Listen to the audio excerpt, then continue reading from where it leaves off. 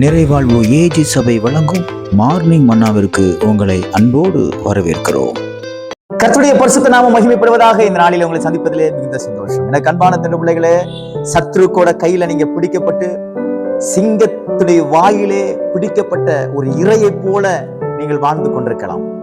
சத்ரு உங்களுக்கு மேல எழும்பி நின்று, சொல்ல போனா உங்க தலைக்கு மேல ஏறி நின்று கூட பலவிதமான காரியங்களை செய்து கொண்டிருப்பது போல உங்கள் நினைவுகள் இருக்கலாம். அநேக அடிக்கு மேல அடி வாங்கி கொண்டு தோல்வியே நீங்கள் சந்தித்துக் கொண்டிருக்கலாம். இன்னைக்கு கர்த்தர் உங்களோடு பேசுகிறார். என்ன வார்த்தை தெரியுமா? 2 நாளாகமத்தின் புத்தகம் 13ஆம் அதிகாரம் 16வது வசனத்துடைய கடைசி பகுதி இப்படியாக சொல்கிறது, தேவன் அவர்களை இவர்கள் கையில் ஒப்பு கொடுத்தார். யாருடைய கையில் ஒப்பு கொடுக்கப்பட்டார்கள் என்று சொல்லப்பட்டது என்றால், யெரொபெயாமும் இஸ்ரவேல் ஜனங்களும் சேர்ந்து கொண்டு பாருங்கள், இந்த யூதாவுக்கும் விரோதமாக, இந்த யூதா ஜனங்களுக்கும் விரோதமாக யுத்தம் பண்றாங்க. ஆனா இந்த இஸ்ரவேல் ஜனங்களும் யெரொபெயாம் ஜனங்களும் சேர்ந்து விக்கிரகங்களை பிடித்துக் கொண்டு தேவனை விட்டு விலகி வாழ்ந்த காலம் அந்த காலம்.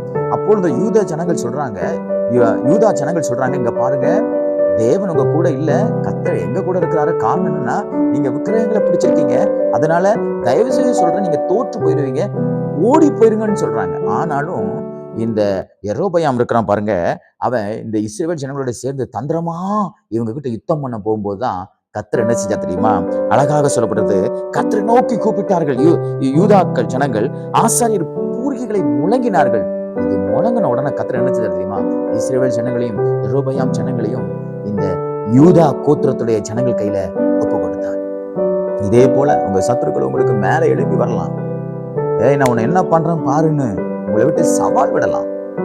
உங்களுக்கு விரோதமா நான் அப்படி பண்ணிடுவேன், இப்படி பண்ணிடுவேன் பாரு, நான் ஒரு சைன் போட்டா நீ இல்லாம ஆயிடுவேன், உன் வீடு இருக்காது, உன் குடும்பம் இருக்காது, நீ அப்படி ஆயிடுவேன், உன் பிள்ளைங்களை நான் அப்படி பண்ணிடுவேன், இப்படி பண்ணி மிரட்டி உங்களை பயங்காட்டி வச்சிருக்கிறான்னா, அவனுக்கு முன்பாக கர்த்தர் உங்களுக்கு ஒரு ஜெயத்தை கொடுக்கிறார். அவனை உங்க கையில ஒப்பு கொடுக்கிறார். உங்க சத்துருக்களுக்கு நீங்க என்ன சொல்றீங்களோ அதுதான் நடக்க போகுது. இந்த நாள் சத்துருக்களை மேற்கொள்ளுகிற நாளாய், சத்துருடைய ஆசீர்வாதம் உங்க வாயில இருக்கு. நீங்க என்ன சொல்லி ஜெபம் பண்றீங்களோ அதுதான் அவனுக்கு நடக்கும்.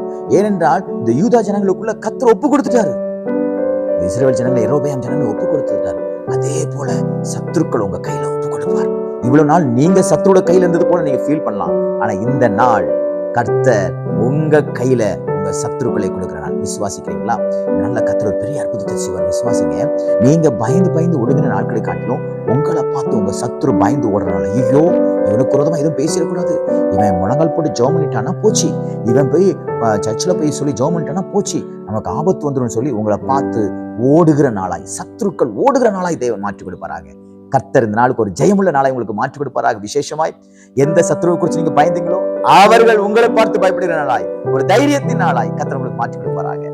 God bless you.